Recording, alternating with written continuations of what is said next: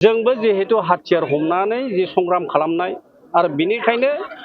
बै जि हाथियार हमनानै संग्रामनि बाथ्राखौ जाय मुल्यखौ बुजियो आरो बेजोंनो आखाइ हमलायलायनानै एखेलगे खामानि मावलांनांगौनि सार्थखौ सिगांग्रो दोननानै जोङो दिनै UPPL खौ गारनानै BPF दोलोआव दिनै जों जगदान खालाम BPF दोलोआव जयनिं जाबाय UPPL सरकार गैला नालाय जयनिं जाबाय दा रायजोनि हाबा खामानि मावनांगौ जिहेतु आरो नुबाय जे नैबे BPF सरकारा 2035 सिम थांगोन गोलाव माने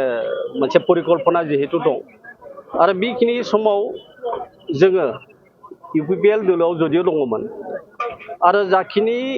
मावनो गोनां खामानि रायजो राजा बिथांमोननि बेखौ खुब थोजासे नङाब्लाबो जथेस्थखिनि मावबोबाय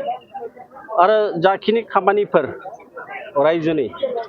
मावनो गोनां आद्रा थानायफोरखौ नैबे सरकाराव थाफानानै जों मावलांनो हायो आरो बेनिखायनो UPPL दोलोखौ गारनानै जोङो BPF दोलोआव दिनै माने जगदान जाबाय आरो खुब माने मोजां मोनदों मानो होनना बुङोब्ला जोङो जिहेतु NDP बेकग्राउन्डनिफ्राय फैनाय जोङो साफा जोङो दैदेनगिरि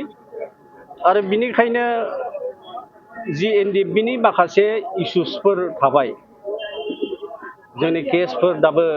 माने पेन्डिं दङ आरो बेजों लोगोसे दाबो बहुद केडार्सफोरनि NDP सोद्रोमा बिथांमोननि केसफोरा दाबो वारेन्टआव माने फैयो दा बेफोरबो बहुद खामानि मावनो गोनां थाबाय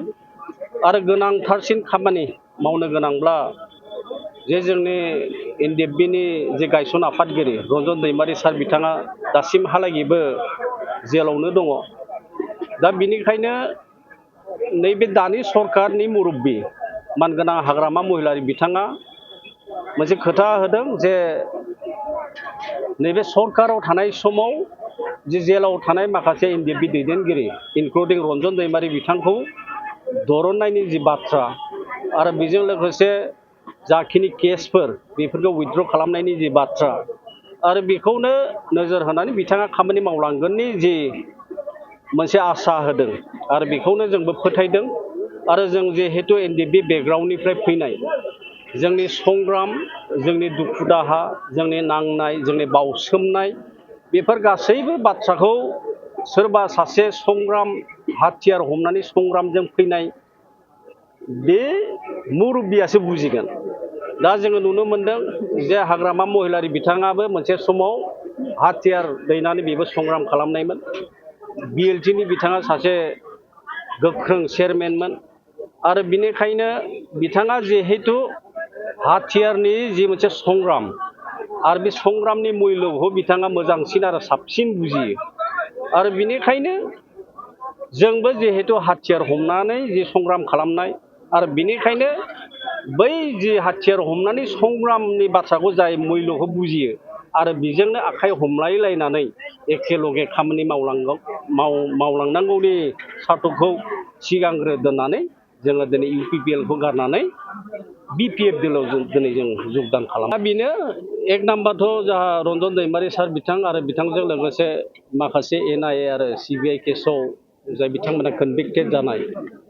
आरो बिथांमोनखौ दरननांगौनि जिथुनाखि खामानिफोर बेफोर थालांदों आरो बेबायदिनो उइथड्रल अफ केसेसफ्राबो माने थाबोदों आरो बेबायदिनो रिहेबिलिटेशन्सफ्राबो माने थाबोदों दा जाखिनि NDP रिलेटेड जे मेम'रेन्डाम अफ सेटेलमेन्टआव थानाय BTR एकर्डनि आरो बेफोर दफाफोरखौनो जाहाथे जोङो सरकाराव थानानै जों मावलांनो हायो आरो बेखौनो जोङो नोजोर होदों आरो बेनिखायनो थांनाय जि 5 बोसोराव खुब नारा नाथा नाजादोंमोनब्लाबो बहुतखिनि मावनो गोनां खामानि NDPनि सेंग्राफोरनि आसलते बियो खुब माने थोजासे जायाखिसै आरो बेनिखायनो नैबे सरकाराव थानानै जोङो बेफोर खामानिफोरखौ जेन मावलांनो हायो मोनसे लाखिनानै